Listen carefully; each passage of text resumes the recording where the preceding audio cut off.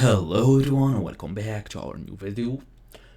Let's say you are driving, but you are not getting alerts for police, hazards or even speed cameras. The notifications are just missing. So this is a kind of frustration issue that often follows your account, not your device. How to fix it, or how to fix this Waze notifications not working, that's why we made this small tutorial. So fast and easy as usual, let's get started. First and first, check your alert settings. All the way, open your app, make sure you're logged in. As you see here, all the way to settings. Now I'm gonna go ahead and access alerts and reports. As you see, alert distance, you can tap on all, then we have reports. Customize the info you see while driving.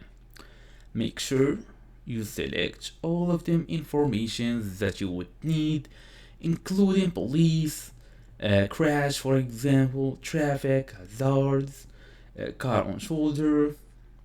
There is basically bad weather, blocked line, weather needs help for example, construction, map chats, closures, crash history, and even animals. There is multiple reports that you can turn on or off depending on your situation.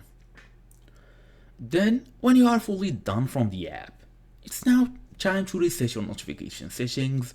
If you have changed device and your alerts are missing, turn off all notifications, log out of Waze, log back in, and turn all notifications back on. This is often forces the app to resync your account preferences.